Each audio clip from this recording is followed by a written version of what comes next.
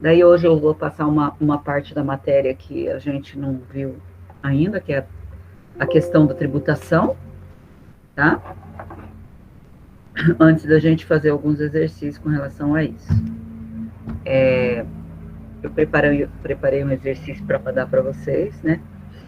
De encerramento, para que vocês fixem, então, essa questão da apuração do resultado. Né? Então, vamos lá.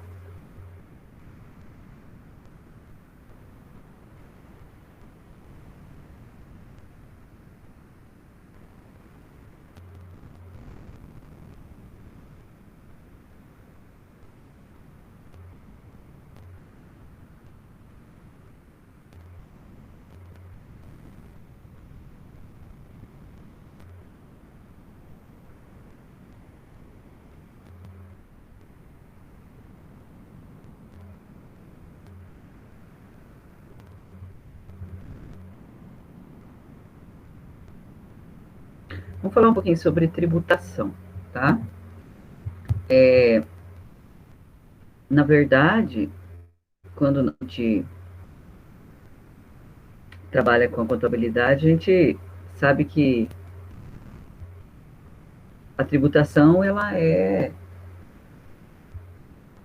um encargo muito alto para as empresas, né?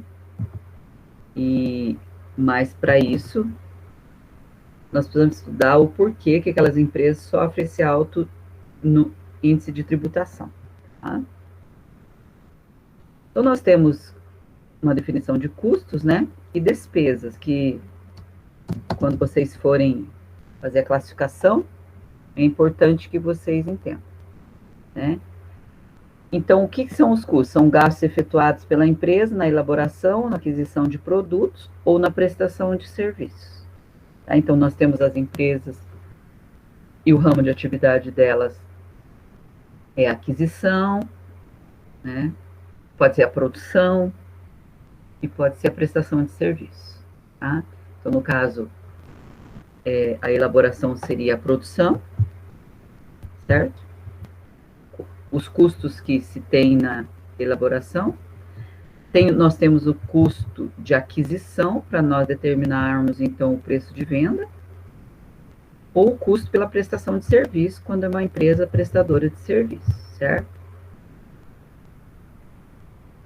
E as despesas, então, nós falamos de custos, né? Deixa eu só gravar aqui, para ficar melhor. E as despesas, elas são gastos, certo? São outros gastos, que servem como apoio para que a empresa atinja seus objetivos. Então, nós temos como despesas salários, telefones, energia elétrica,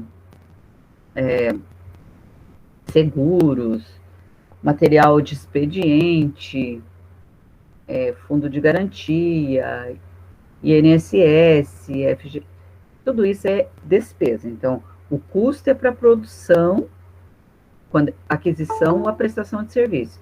E a despesa já são gastos que servem de apoio para que a empresa atinja esses objetivos, certo? Só um pouquinho que alguém chegou.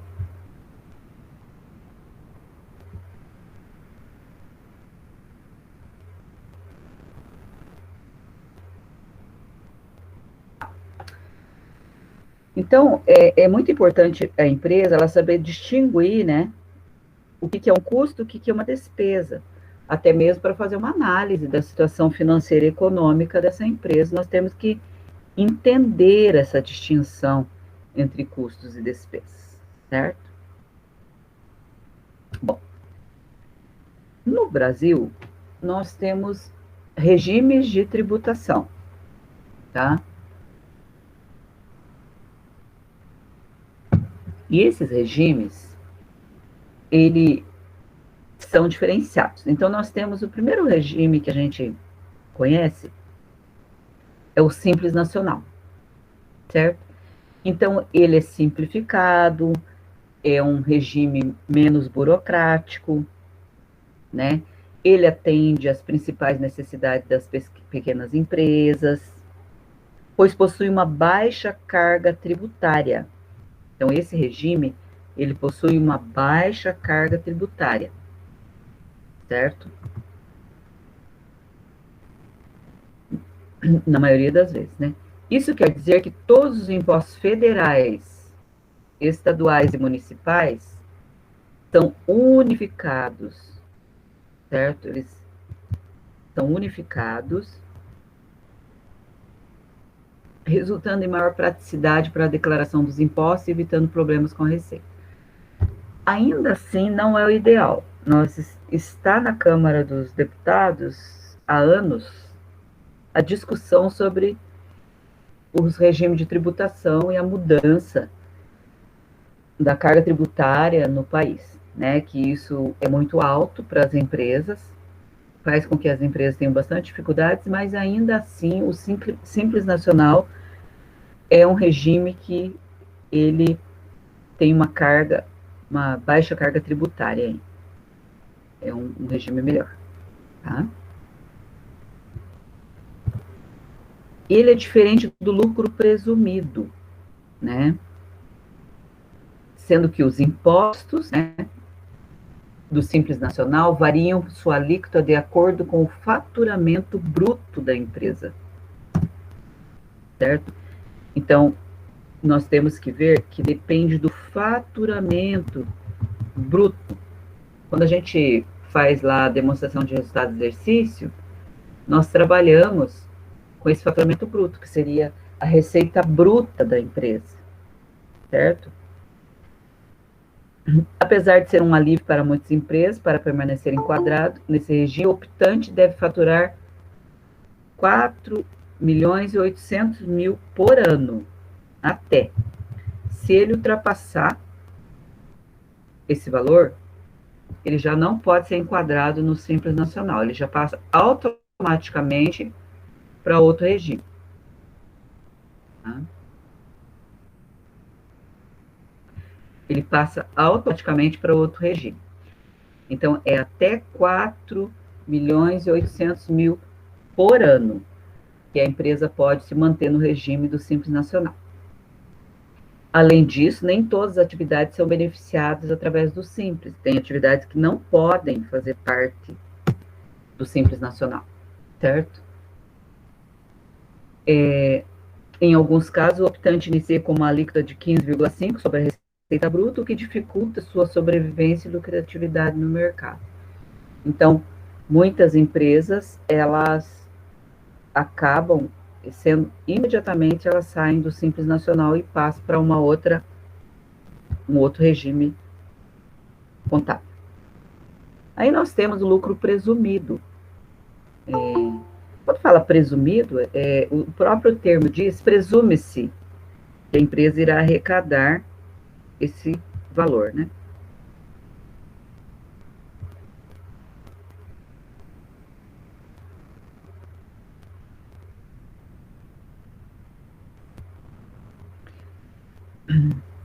Então, ele é um regime...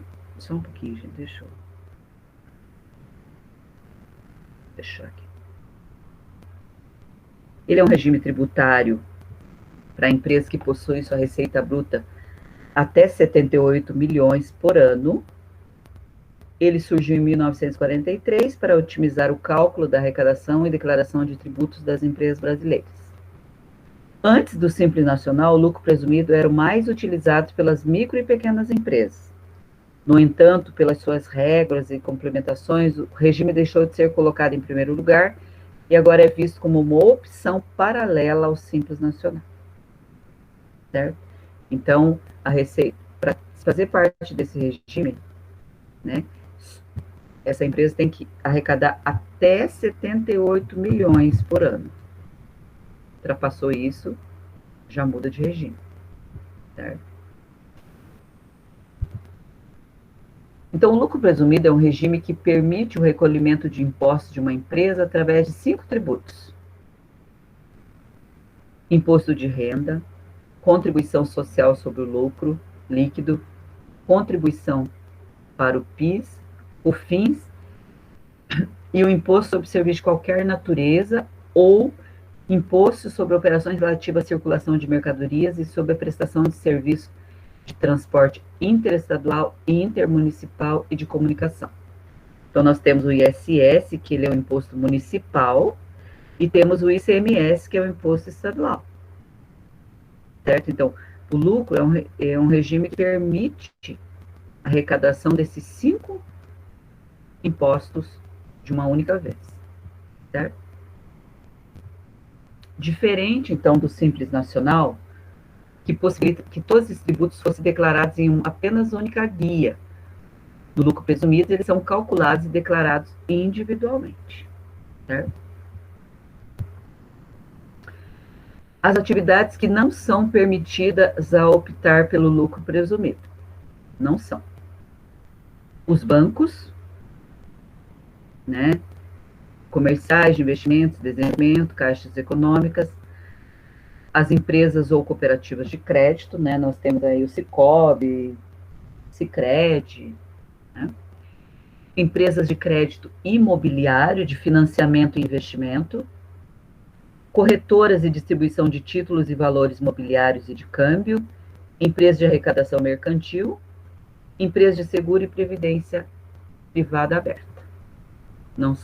Não são permitidas participar do regime de lucro presumido, certo? Elas têm que ir para o lucro real. Aí nós temos o outro regime, que é o lucro real, certo? Ele é um regime obrigatório para algumas atividades. Então, essas atividades que foram citadas ali, elas são obrigatórias. O uso do lucro real. Né? Como instituições financeiras, por exemplo, que para as empresas que tiveram sua receita bruta acima de 78 milhões por ano, já não pode ir pelo lucro presumido, tem que ir para o lucro real, que é um regime em que é mais pesado o cálculo dos impostos. Então, caso a empresa ultrapasse esse valor, ela será automaticamente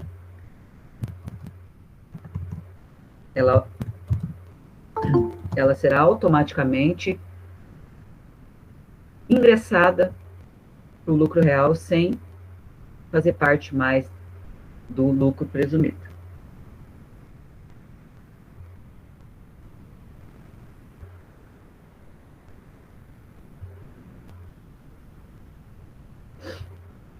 Muito bem.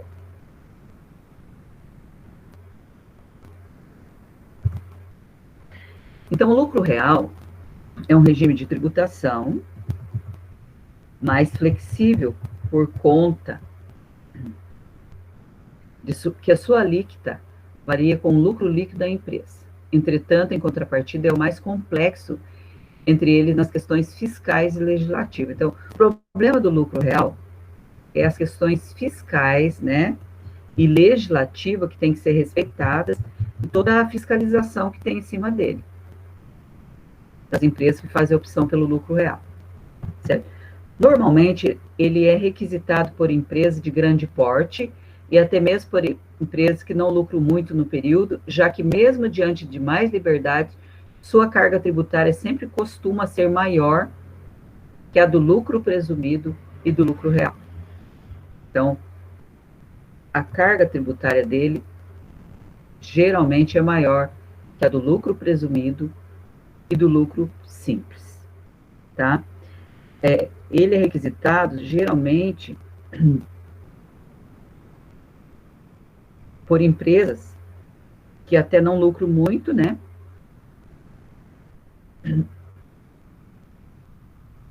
Mesmo assim, ele tem uma carga tributária maior.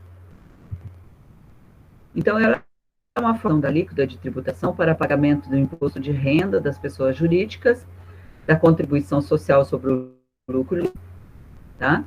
O valor do lucro real é o regime geral usado para calcular o valor da tributação das empresas, ou seja, se a empresa não optar por outra forma de cálculo do imposto, O regime tributário adotado será o lucro real. Esse regime de cálculo é considerado o mais complexo existente no sistema tributário. Eu já vou fazer uma demonstração para vocês. Então, ele é calculado com base no lucro contábil da empresa, certo?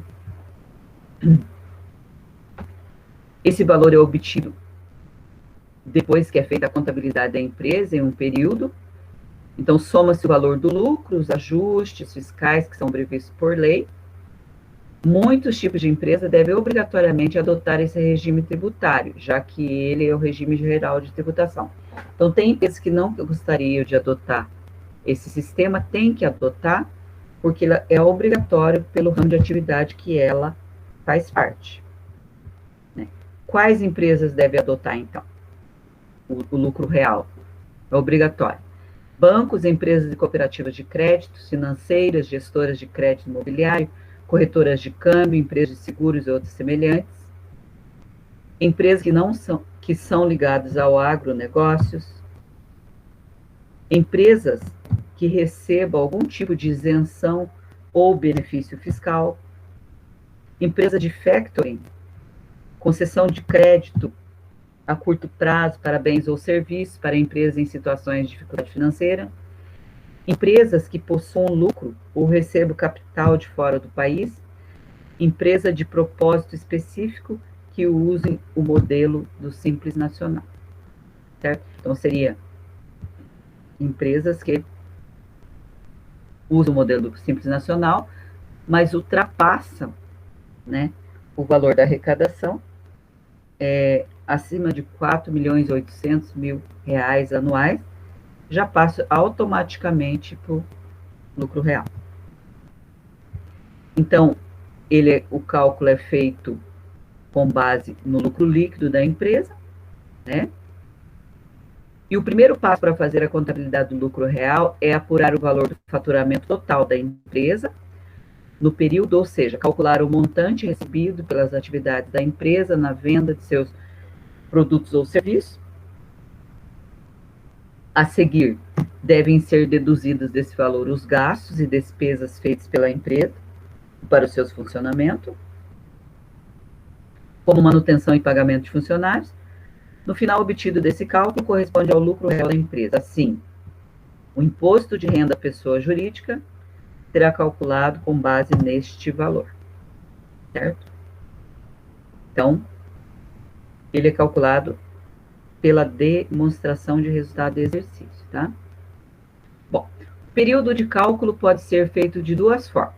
Uma vez ao ano, anualmente, ou a cada período, 3 meses, trimestralmente, certo? Então, ele pode ser feito. O cálculo do imposto de renda.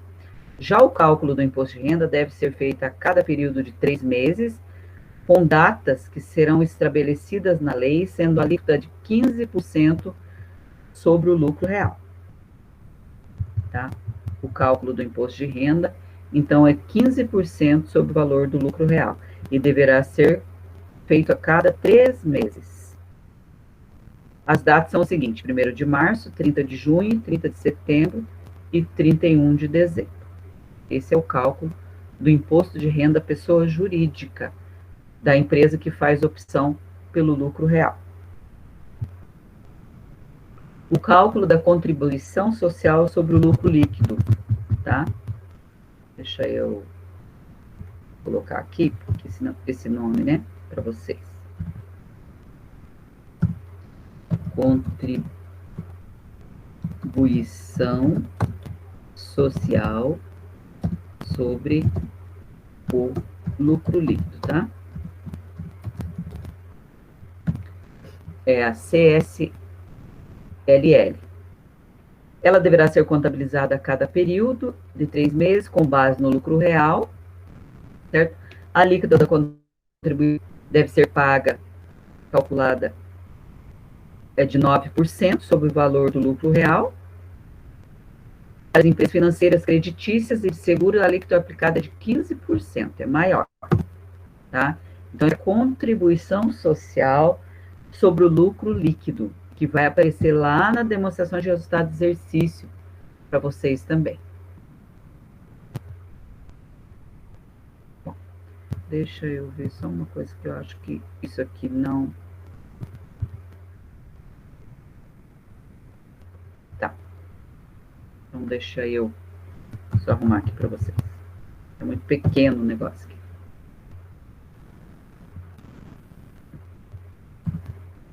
Vou voltar. A primeira vantagem que deve ser apontada, né, do cálculo do lucro real, né, é feito sobre o verdadeiro lucro obtido da empresa, com base nos dados que são obtidos depois que é feita a contabilidade. Dessa maneira, né, além de corresponder à realidade do lucro, a tributação é mais justa. Então, quando se faz o cálculo pelo lucro presumido, não é o valor real da empresa, o valor que realmente a empresa está lucrando, tá? Tenta-se, geralmente, ter lançar um lucro menor. Quando se faz pelo lucro real, não tem como burlar a lei. Por quê? Porque ela, simplesmente, nós fazemos o cálculo em cima da demonstração de resultado de exercício, de todos os gastos, despesas e receitas que a empresa obtém, né? Então, outra vantagem do lucro real é a possibilidade de não pagar o imposto de renda em qualquer período. Por exemplo, quando a empresa tem prejuízo fiscal, não tem como você pagar o imposto de renda sobre o lucro, porque afinal, você não teve lucro, você teve prejuízo, né? E quando ocorre esse prejuízo, existe a possibilidade de não fazer o pagamento do imposto de renda, já que o cálculo do lucro real é feito sobre o lucro, né? O cálculo do imposto é feito sobre o lucro, certo? Nessa situação, existe ainda outra vantagem, já que a lei permite que, em situações de prejuízo fiscal, a empresa pode fazer a compensação do valor do prejuízo nas próximas apurações de lucro. Então, nós temos as compensações, que pode ser feita no próximo exercício, certo? Quando se apura pelo lucro real. E a empresa que opta pelo lucro real também pode ter direito a alguns benefícios fiscais tributários, como o direito de deduzir do imposto de renda valores que sejam usados para financiamentos, projetos sociais, programas culturais, saúde, doações, etc., entre outros. Não sei se vocês já viram, muitas empresas, né, isso é marketing para ela, né, ela simplesmente doa, né, valores para projetos sociais. Isso acontece também com artistas, né, doando valores para projetos sociais, e isso é marketing, mas ao mesmo tempo, as empresas que fazem opção pelo lucro real, elas conseguem fazer essas doações. Então, ao invés de pagar o imposto para o governo, elas conseguem fazer essas doações para as empresas, para esses projetos. Um exemplo para vocês, hoje eu fui pagar meu imposto de renda, né? Eu sou pessoa física, mas eu tenho uma arrecadação que atinge o teto, né? E como eu tenho duas fontes de renda, uma seria o salário do Estado, que agora eu estou aposentada, e mais o salário da faculdade. Eu acabo tendo duas fontes de renda, eu caio lá no cálculo maior do imposto, que é 27,5% sobre a receita bruta, né? E o como eu fiz a minha declaração de imposto de renda, quando eu fui fazer a declaração, se eu fizesse de forma simplificada, eu pagaria de imposto mais de 8 mil. Como eu fiz a completa, em que eu lancei despesas médicas, eu veio lá para pagar 6 mil e lá vai gastar. Fora os descontos que são feitos, retidos na fonte, né, do Estado, eles retêm na fonte todo mês. Aí, eu fui ver, eu tinha que pagar 6.600 e pouco, eu fiz uma doação, né, hoje mesmo eu paguei essa guia de 1.100 e pouco para uma instituição de Bandeirantes, que cuida de crianças em situação de vulnerabilidade de rua, né? A gente doa na verdade, a gente faz essa doação para as empresas, para o fundo de criança e adolescente lá, né? E daí o município repassa para essas entidades. Aí você manda a guia para a entidade e diz, ó, essa doação é feita para a tua entidade. E a entidade vai e cobra do município, né? Deixa eu só fazer uma fala aqui. Detalhe. Para se doar, o município ele tem que ter, dentro, lá na declaração, tem que aparecer o município que você vai doar, e ele tem que ter autorização para receber essa doação. Detalhe. Eu já consegui doar para Figueira lá para Pai, doar para Bandeirantes, né? Então, e Baiti a gente não consegue doar. Não sei o que acontece, tem um problema lá de ordem contábil, em que essa instituição, que é o Fundo da Criança, do Adolescente de Baiti, não recebe doações. Né? E nós temos uma instituição aqui que, tanto de idosos, né, nós temos o asilo e temos a instituição que cuida de crianças, lá, Casalar, né? E a gente não consegue fazer essa doação. Tá? O ano passado, eu conversei com a professora Cleusa Mendes, a gente ia fazer uma campanha com os alunos de contabilidade para que eles fizessem essa divulgação. Então, por exemplo, nós temos muitos professores, né, que pagam imposto de renda, além da retenção que vem normal, ainda paga o imposto também.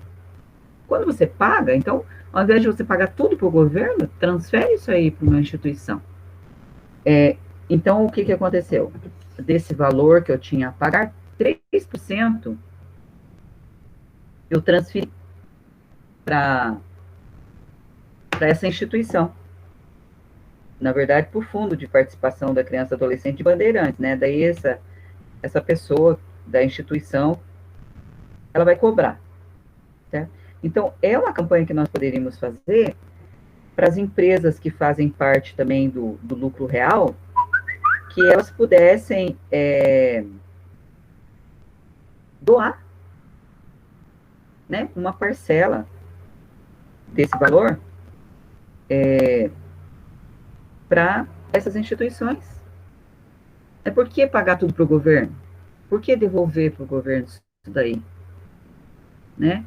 Então, eu consegui pagar. Hoje, eu consegui fazer uma doação de R$ 1.100 para lá, porque eu fiz a minha declaração completa, né? E as empresas que fazem opção pelo lucro real, elas fazem essa doação, né? Que a gente viu ali. Ou elas podem doar para projetos culturais, programas de saúde e outras doações, né? Que seria para instituições que cuidam de criança, para instituições que cuidam de idosos. Eu acho que a gente podia fazer uma campanha para o ano que vem, né? Só que essa campanha nós precisamos fazer agora, no semestre que vem, bem feita, para que a gente possa ajudar essas instituições. As APAES podem receber essa doação, né? Vai para o município devolve para essas instituições aí. Vocês têm algum comentário a fazer? Alguma pergunta sobre isso? Achei legal, professora, a iniciativa de fazer doação para caridade em vez de devolver tudo pro governo. Então, eu penso que agora em agosto, né, a gente inicia a aula, mesmo que não sei se vou estar trabalhando com vocês, mas quem tiver, eu vou pedir para a professora Márcia fazer esse trabalho, passar para a pessoa que faz a contabilidade fazer esse trabalho, assim, de fazer uma divulgação, essa divulgação tem que ser no final do ano agora, bem feita, para as empresas, e fazer a divulgação para as pessoas que a gente sabe que pagam imposto de renda. Professores é uma classe que normalmente paga, né? Mas tem muitas classes aí que pagam também, bancários, né? Porque são pessoas que retêm automaticamente na fonte. E daí você acaba tendo que pagar. dificilmente você tem uma restituição, né? E eu achava legal, porque só que a gente está cobrando no município de Baiti, eu estou lá no Conselho da Criança e do Adolescente, eu faço parte, eu cobrei, falei, gente, vocês têm que dar um jeito nisso aí, urgente, porque há anos que Baiti não consegue acertar, não sei por quê, tem alguma coisa que falta entregar alguma documentação, não sei, para que possa ser doado para o município, né? Então, na verdade, hoje, na hora que eu fui fazer a doação, eu nem olhei. Pode ser que até esteja acertado já. Eu nem olhei para o município de Baiti, porque eu já havia prometido para aquela instituição de Bandeirantes que esse ano eu doaria para lá. Então, eu mandei para lá. Mas para o ano que vem, quero ver se eu dou aqui para Baiti. Eu espero que eu não pague imposto, né? Mas se eu tiver que pagar, que seja para ajudar o próximo, né? Porque para voltar esse imposto para nós não volta, né? Vocês sabem disso. E é triste falar isso, mas a gente sabe que não volta. Bom, deixa eu ver aqui, ideia que fala. Vou deixar aquela slide para depois. Então, a diferença entre o lucro real e o lucro presumido, tá? Então, elas são duas diferentes formas de cálculo para imposto do pagamento, né, do imposto sobre a renda, tá? A principal diferença entre elas é a apuração e a base de cálculo que é utilizada, né? O lucro real utiliza o valor do lucro líquido obtido pela empresa, né? O lucro presumido tem, né, um valor já pré-estabelecido previamente que não corresponde à exata realidade do lucro da empresa no período. Então, veja bem, muitas empresas, elas gostariam de fazer a opção pelo lucro presumido. Assim, elas poderiam fazer um cálculo aproximado desse valor, né? Mas, como nós vimos anteriormente, nem todas empresas podem fazer essa opção pelo lucro presumido, certo?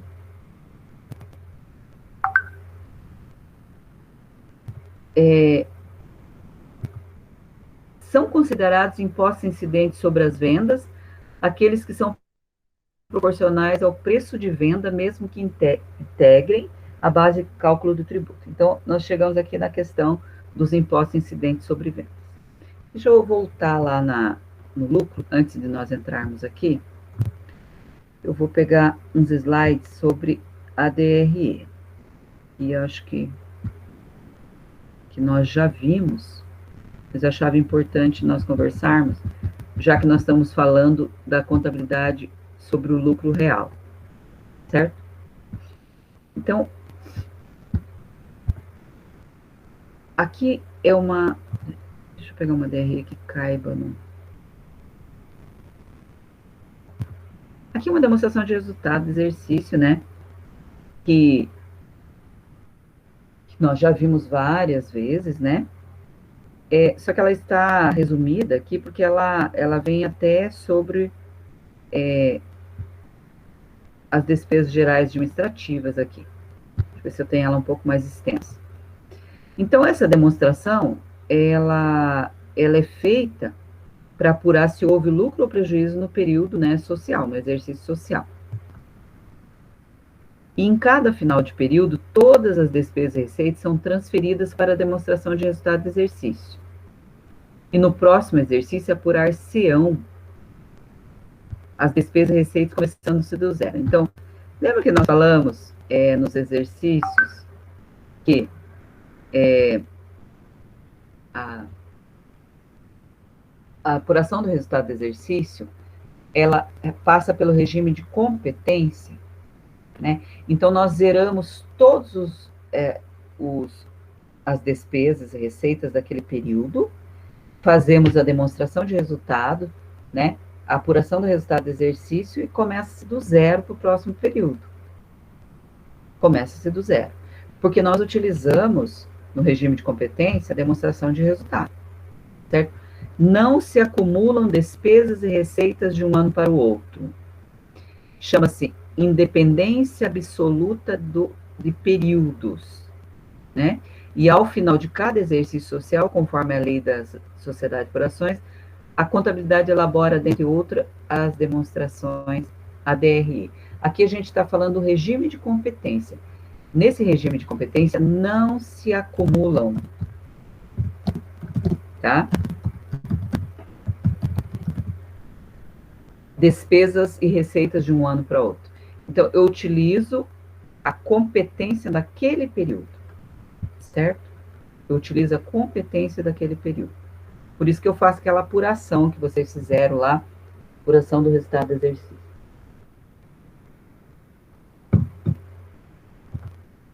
Então, a DRE, né, ela apura o lucro ou prejuízo, né, é um resumo das receitas e despesas, né, e ela começa apurando os lucros, né, mas aqui deixa eu achar uma DRE mais completa para vocês, aqui, só para a gente conversar sobre os impostos.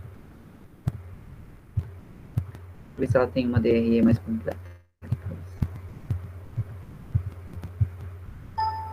Não, não tem aqui.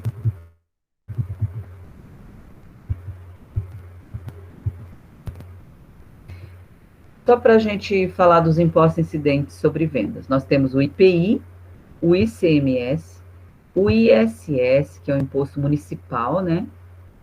O PIS, que é Programa de Integração Social, o COFINS, que é a Contribuição para a Seguridade Social, tá? Então, eu acho que... Deixa só um pouquinho, gente. Deixa eu ver se eu acho outra DRE mais completa aqui para vocês. Eu queria demonstrar, mas não faço uma já para nós aqui. Só um pouquinho. Acho que... para mostrar lá como que calcula aqui. Ó.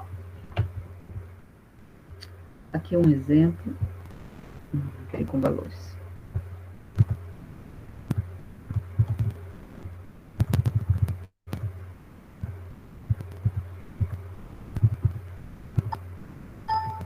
Ó, essa demonstração de resultado, ela é baseada na empresa que faz opção pelo lucro real. Vai se calcular todos os impostos dela, né, baseado no lucro real. Então, ela começa assim, ela começa pela receita de mercadorias, né, a empresa, ela tem receitas oriundas do seu faturamento. Nesse caso aqui, nós temos as receitas de vendas de mercadorias e receitas de serviços prestados, certo? No caso, ela não tinha serviços prestados, né? Então, não aparece. Daí, as deduções são o IPI, o ICMS, isso são deduções da receita, tá? Deduções da receita. Os abatimentos. Aí, nós temos a receita líquida, né, que seria a venda, menos deduções, eu tenho receita líquida, menos o custo, né, que daí nós temos CMV, para custo de mercadorias, comércio, CSP, custo dos serviços prestados,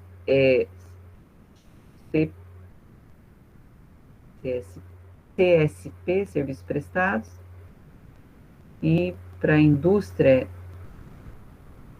custo dos produtos vendidos, CPV, tá?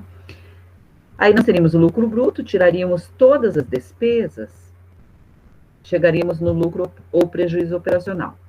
Aqui é que eu queria mostrar para vocês.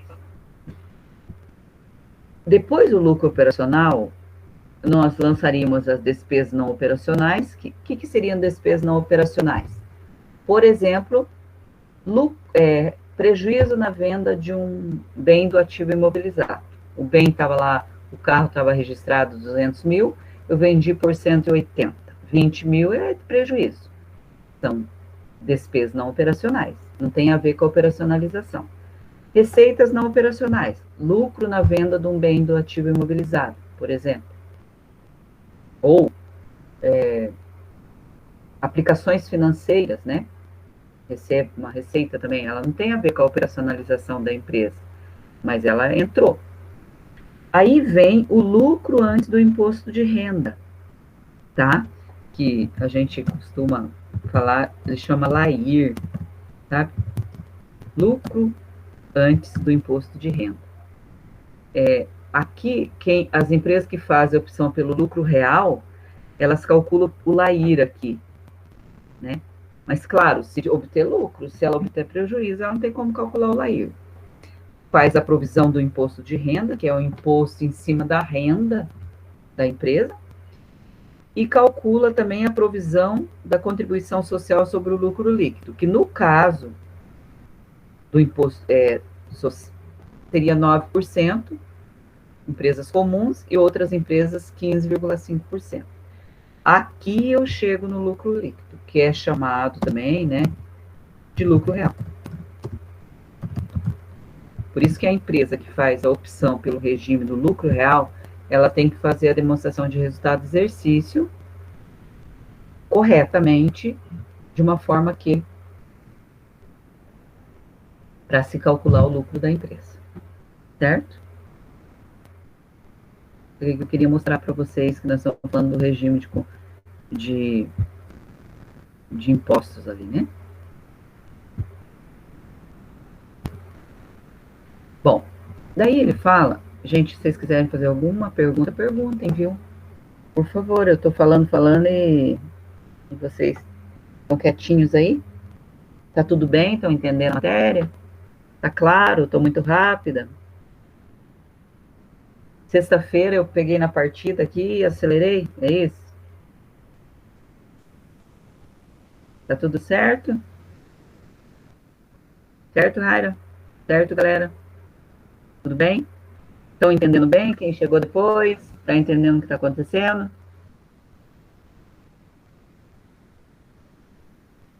Tudo bem? Posso continuar? A faculdade sempre fez sacanagem comigo, desde que eu trabalhei 15 anos lá. 15 anos, sexta-feira, as 2 últimas aulas eram minhas. Sempre. Uhum.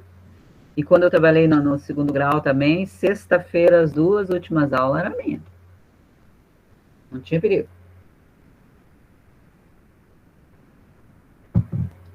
Eles falam que tem professor que não gosta de dar aula sexta, não sei o quê.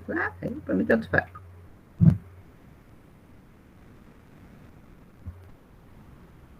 Bom, vamos lá. Então, são considerados impostos incidentes sobre vendas aqueles que são proporcionais ao preço de venda, mesmo que integrem a base de cálculo do tributo. Então, vamos lá. Os tributos como ICMS, ISS, COFINS e o PIS devem ser registrados em contas próprias de resultado cujos saldos na demonstração de resultado do exercício aparecem como parcelas redutoras da receita bruta para a determinação da receita líquida. Eu mostrei agora mesmo para vocês lá, né? Que esses tributos, eles aparecem lá na DRE, aparece a receita bruta menos as deduções lá, certo? Menos as deduções. A contabilização dos referidos tributos deve ser feita simultaneamente ao registro do faturamento, tendo como contrapartida próprias do imposto a recolher do passivo circulante, certo? Então, eles têm as contrapartidas dos impostos a recolher. Os impostos e contribuições incidentes sobre a receita de faturamento devem ser contabilizados pelo regime de competência. A gente já conversou. Independente do pagamento do recebimento, esse regime deve ser contabilizado. O que é esse regime de competência? Eu pus um texto ali para vocês, porque lá não estava claro. É um método para realizar o registro de lançamentos contábeis na data em que o evento acontece. Acontece o evento, o fato gerador, tá? Um método para registrar os lançamentos contábeis.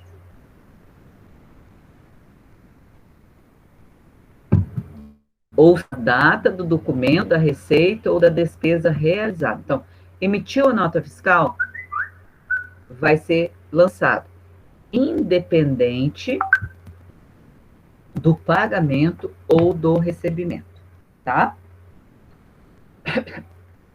Muito bem. Não importa quando vai ser pago ou recebido, mas sim quando foi realizada a transação. Isso é o regime de competência.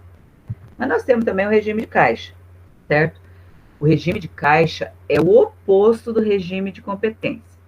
Nesse caso, as despesas e receitas são registradas no momento do pagamento e do recebimento, semelhante a uma conta bancária. Então, quando nós utilizarmos o regime de tributação pelo lucro real e que nós utilizamos a demonstração de resultado do exercício, o regime que nós utilizamos é o regime de competência. Tá? Como que é feita essa contabilização, então? Certo? O ICMS, o IPI, incide sobre vendas, deve ser deduzido da receita bruta para determinação da receita líquida do faturamento. O IPI, quando destacado na nota fiscal e cobrado do cliente, é contabilizado diretamente em IPI a recolher no passivo circulante, certo? Então, ele é destacado, já é cobrado do cliente e já contabiliza como IPI a recolher. A gente já vai ver um exemplo, tá? Exemplo aqui. Venda de produtos com os seguintes valores. Valor dos produtos, 200. IPI foi destacado 20 mil. Valor da nota fiscal, 220. O ICMS, 36 mil. Tá? Então, vamos lá. Como que fica a contabilização? Eu debito clientes 220. Por quê? Porque eu, na verdade, a minha nota fiscal, a receita de vendas minha é 220, certo? Aqui, para ficar separado. Faço o lançamento do IPI. IPI faturado, que é uma despesa, uma dedução da receita, tá? Uma dedução da receita bruta. A IPI a recolher, 20 mil. E lanço mais uma dedução da receita bruta, que é ICMS sobre vendas, a ICMS a recolher, certo? Então, o ICMS eu pago quando eu vendo, né? Certo? Então, eu vou ter que recolher esses 36 mil desse ICMS sobre a venda. Tá? Esse aqui é um exemplo que é dado do lançamento. Não se preocupe que a gente vai fazer exercício.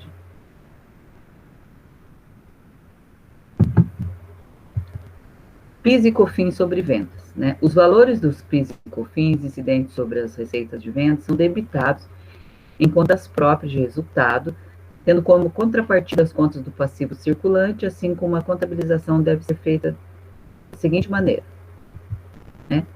O PIS sobre venda, que seria dedução, debitável, e credito PIS a recolher. COFINS sobre venda, que é a dedução da receita bruta também, COFINS a recolher, credito. Então, esses impostos, eles têm que ser colocados como crédito a recolher, certo? Lá no passivo circulante. Aí nós temos o ISS sobre vendas, que é um imposto municipal, né? Imposto sobre serviço de qualquer natureza, né? Como eu havia comentado, o ISS tem que ser cobrado no município. Se o município prestar um serviço, a empresa vir prestar o serviço no município, ela tem que pagar o ISS ali do município, não do local onde ela tem a matriz, onde a empresa existe, né? Se ela vier prestar o serviço. Agora, se uma máquina for levada lá para onde ela tenha a sua oficina, por exemplo, daí paga o ICMS lá, tá? Não importa de onde vem essa máquina. Assim como ocorre o IPI e o ICMS, a escrituração do ISS deve ser feita nota a nota, ou por totalizações diárias ou mensais, sempre com base na escrituração do livro fiscal do ISS, tá? Aqui tem um exemplo, né?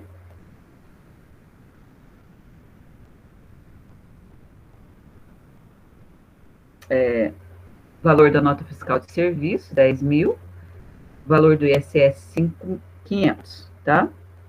Então, eu debito ali. Eu faço 2 lançamentos contábeis, tá? Clientes, a receita de serviços, porque foi a prazo, né? No caso. ISS, né? Que seria dedução da receita. A ISS a recolher. Então, esses impostos todos, eles passam para o passivo para ficar com a dívida a ser paga lá.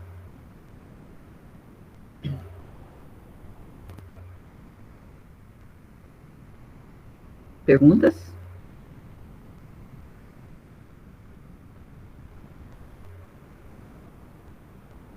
Tudo certo? Entenderam tudo? Graças a Deus, estava tão preocupado.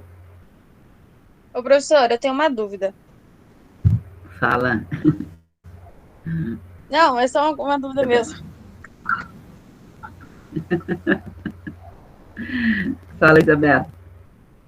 Eu só queria perguntar, né? A alíquota do PIS e do COFINS, elas são fixas ou não? Porque ela tem uma porcentagem, né? O PIS de 1,65% e o COFINS 7,6%. Ela é fixa, vamos supor, para todo o país ou é por estado, igual o ICMS? Olha, a princípio é para todo o país, né? Mas nós temos uma mudança aí na tributação que varia de estado para estado, que chama de margem de... Nossa, não lembro como é o nome. Tem o MA, tá? MA é margem de... Eu já vou lembrar o nome. E que tem estado que ele tem, além desses impostos, ele tem essa margem de alíquota diferenciada, sabe? Por produto. Então, mas que eu saiba, o PIS e o COFINS, eles mantêm essa alíquota a nível de país, tá? Mas existe uma margem diferenciada de tributação. E essa margem diferenciada, ela pega mais em cima do ICMS e do IPI, tá? Por estado. Por que tem essa margem diferenciada de tributação? É para incentivar as empresas a consumirem produtos do mesmo estado, sabe? De não pegarem de estados diferentes. Mas não funciona muito às vezes, porque tem estado que acaba dando um desconto maior, sabe? Mas a alíquota do PIS e do COFINS, ela é baseada no faturamento e ela não tenho conhecimento que ela seja diferente de estado para estado. O ICMS sim, né? E o ISS também, né? ISS diferencia por município, tá? E o ICMS, ele diferencia por estado, ele diferencia por produto, né?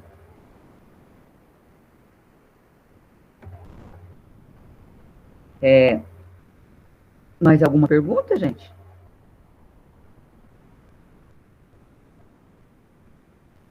Eu queria lembrar o nome dessa margem que eu falei para vocês. Espera aí. Acho que eu tenho ela aqui.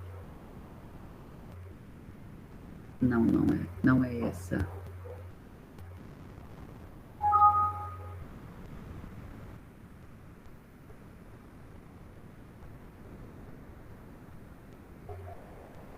Aqui na substituição tributária. Aqui, achei.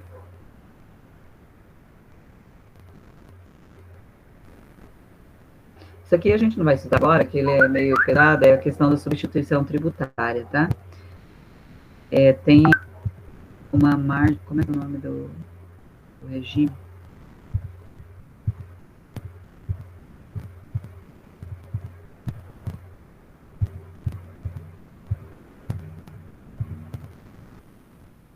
Margem de valor agregado, tá? Então, ele é um imposto que cada município ele tem essa margem, sabe?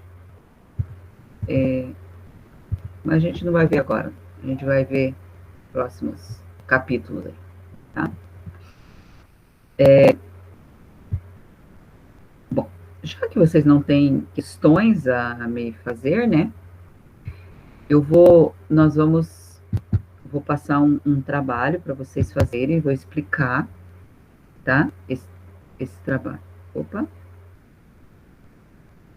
Vou explicar esse trabalho para vocês, que nós vamos fazer, tá? Deixa eu procurá-lo aqui.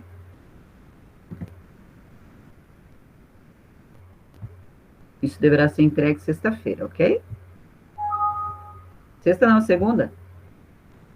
Eu não gosto que vocês fiquem o final de semana sem fazer nada. De sacanagem, eu faço exercício para vocês. Porque eu sou boazinha, né? Uma professora boazinha. Vocês não acham que eu sou boazinha? A professora, final de semana, pra descansar, né? Acho que esse aqui. Professora, para ficar livre no final de semana mesmo, eu já faço hoje. Ah, legal. Começa hoje, né? Eu vou ficar aqui para ajudar vocês. Ó. Peraí, achei ele, agora eu vou... eu tenho que voltar lá porque eu tinha deixado de apresentar, né? Vou apresentar, então. Ainda não tem imposto aqui, tá? Vou deixar para semana que vem para a gente começar a fazer dos impostos aqui. Nesse aqui tem imposto, mas não é para calcular.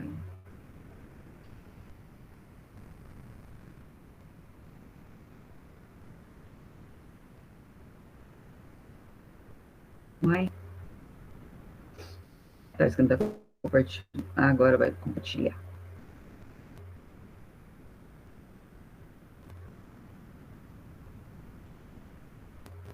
Ó. Estão compartilhando aí? Vocês estão chegando? Sim? Sim. Jóia. Ó.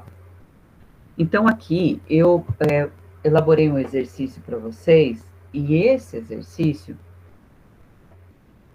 eu já dei o balancete de verificação pronto, tá? Detalhe. Desse balancete, então tá assim. A empresa Santos apresentou no final do ano 2020 os seguintes valores em sua contabilidade. Daí tá aqui, ó. Todas essas contas, ó. Todas. Despesas com água, aluguéis a pagar, aluguéis de imóveis, fornecedores, bancos contra movimento, CMV, CSP, Caixa Capital, comissões a pagar, comissões sobre vendas, cursos e treinamentos. Então, um monte de conta aqui tem os valores, certo? Aqui é um saldo do balancete de verificação. Muito bem. Partindo desses dados aqui, o que vocês vão precisar fazer primeiro? Primeira coisa, pegar o plano de contas e classificar essas contas. É despesa? É receita? É conta do ativo? É do passivo? Ah, é o passivo circulante? Passivo não circulante? Né? Então, tudo isso vocês têm que saber. Outra coisa, eu tenho que saber as contas que vão lá para a demonstração de resultado. Certo? Então, primeira coisa, pegar o plano de contas.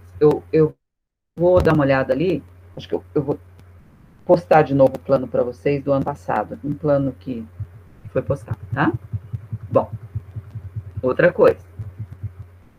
Aqui vem efetuar os lançamentos de encerramento das contas de resultado, então vocês vão fazer aquelas fechamento de encerramento das contas de resultado do AI, certo? Elaborar a demonstração de resultado do exercício e elaborar o balanço patrimonial. Certo? É isso que eu quero de vocês. Então, depois que vocês fizerem a demonstração, aqui o encerramento das contas de resultado, se vocês quiserem, acharem que deve, Pode fazer um novo balancete também. Acho que facilita um pouco para vocês. Tá? Fazer um novo balancete de verificação, com encerramento das contas. Porque daí essas contas que fizeram parte do encerramento, ela não vai aparecer mais no balancete. Elas desaparecem. Porque depois elas vão aparecer só no balanço patrimonial. Tá? Então, esse é o exercício. Deixa eu pegar aqui, deixa eu olhar lá. Eu já... Como é que tá o Cleson de vocês aqui?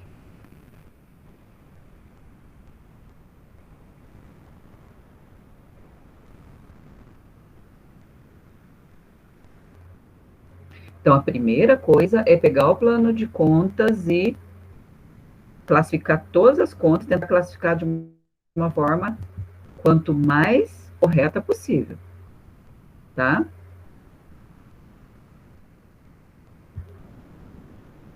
Então, esse exercício, vocês têm o prazo, segunda-feira até às 20h30 aí, mais ou menos, tá?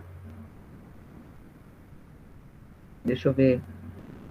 Acho que eu não mandei hoje para vocês, não. Eu pensei que acho que eu mandei o da outra turma aqui. Deixa eu ver aqui.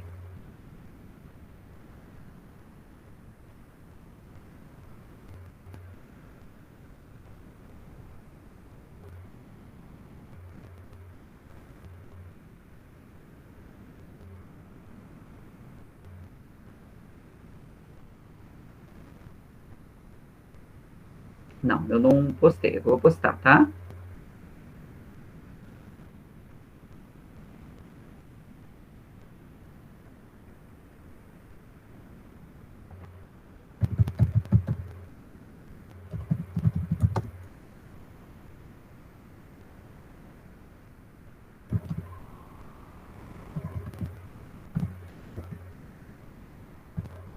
Alguma dúvida com relação a esse exercício? Vai aparecer depois, né? É, a hora que a gente estiver fazendo, acho que aparecem umas dúvidas aí, mas... Então eu já vou... O que é isso? Tá apagando tudo. Não quer escrever, gente. O que tá acontecendo? Espera um pouquinho.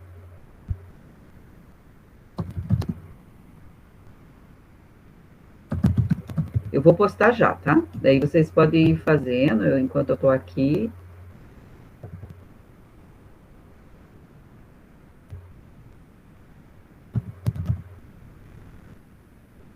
Não sei o que tá acontecendo aqui no negócio. Vamos adicionar.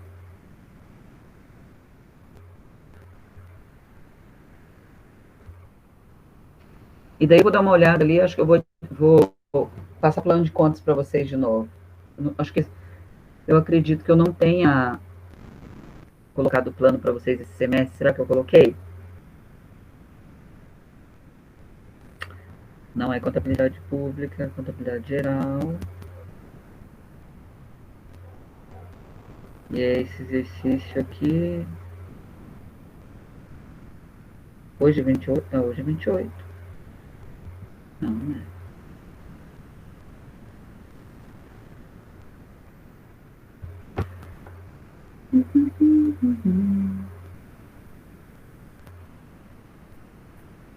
Acho que é esse aqui.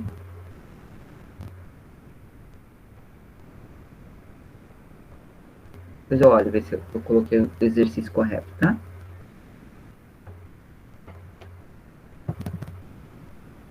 Vale um ponto lá. E daí a data da entrega é 31, dia do aniversário do meu filho. Meu filho vai fazer 32 anos. 31.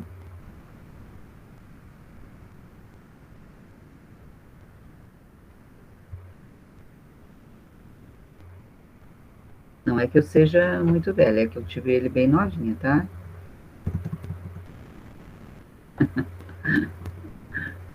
Bobagem isso, né? Data. Nossa, mas hoje esse Clesson tá chato, hein? Hora. Vou por aqui, hora 20. Mas que bárbaro. Deve ser aqui, ó. 20 e 30, tá?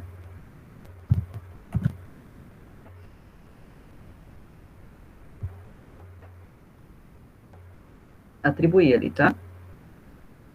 Deixa eu ver se eu lancei certo ele. Eu mandei certo o exercício.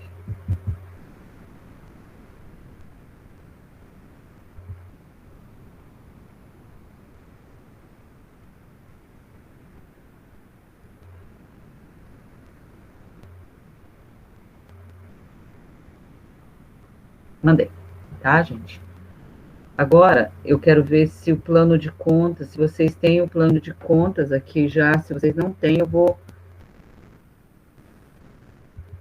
pegar do semestre passado e jogar aqui, tá? Que no semestre passado eu lembro que a gente trabalhou. Ativo, revisão, ver mais.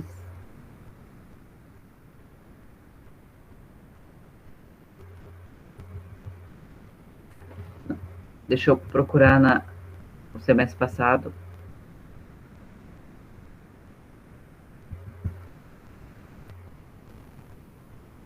Vou lançar para vocês, tá?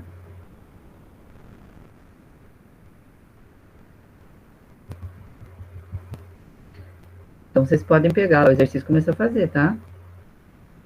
Vou só procurar o plano de contas, ver se eu acho aqui.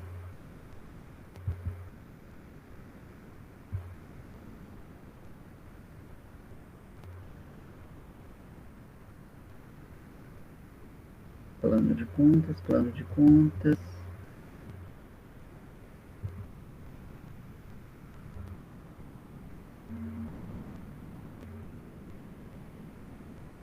Aqui, acho que é esse aqui.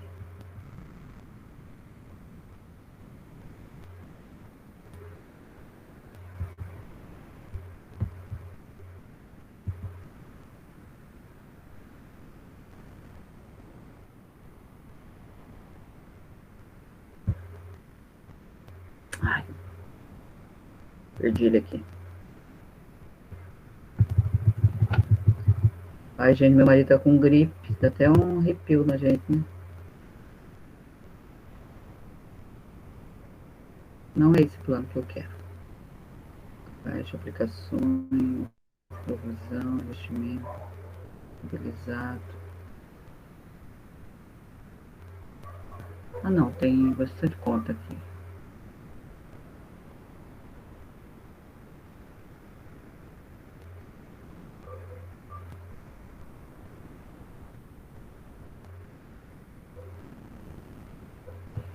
Eu vou... Esse plano de contas aqui, eu vou repostar ele para vocês, tá? Por isso, como é que eu faço aqui?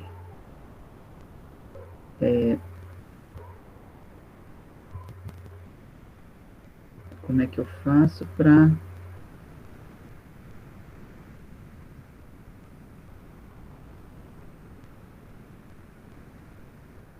E tem postado em 4. Plano de contas. Editar.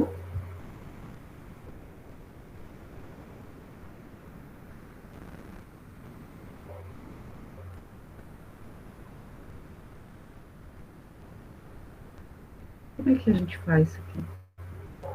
Eu lembro que eu...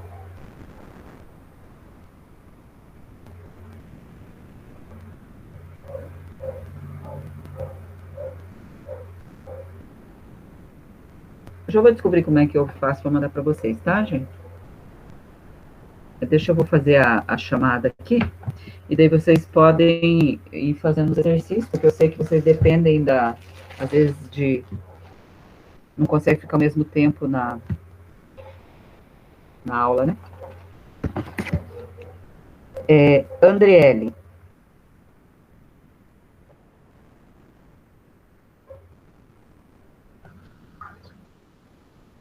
Oi? Tá no chat?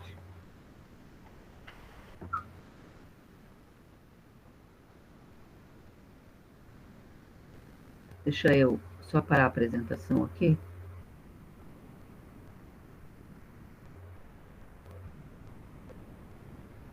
pouquinho.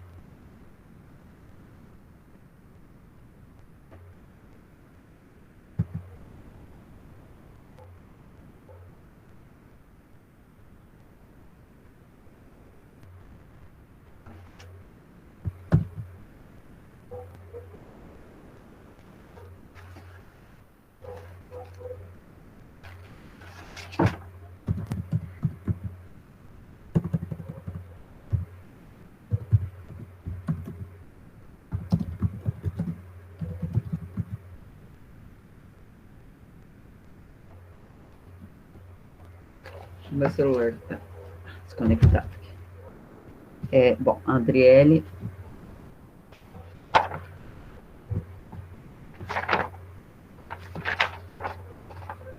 Beatriz. Presente. Bruna. Presente. Bruno.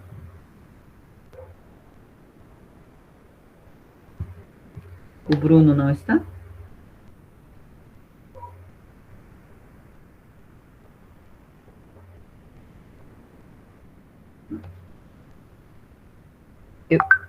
A Elvira.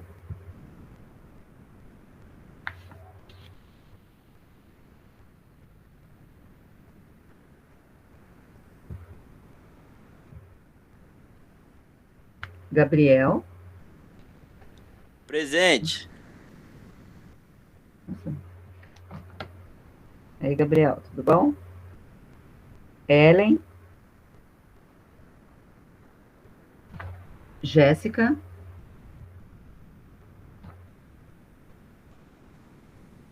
Não existe, né? Ou tem? Tem, né? Cauane. Tá aí. Lucas. Presente. Marco. Acho que o Marco não veio hoje, né? Nayara.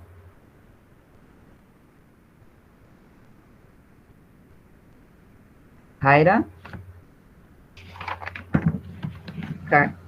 Carla. Presente. A Nayara não veio, né? Pelo menos não estava aqui na... que eu tenho.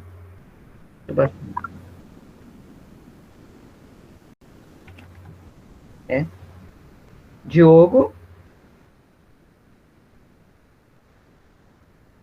Diogo tá aí, né? Everton. Estou aqui, professora. Tudo bom, Diogo? Everton não está. Giovana. Isabela. Letícia e Luiz Fernando. Presente, professor. Gente, eu estou aqui à disposição. Presente. Quem que falou? A Isabela? Ah, tá. Isabela. Travou aqui, não consegui responder. Não tem problema. Qualquer dúvida, gente, eu estou aqui, tá? Para atendê-los. Pode me chamar no zap aí, tá?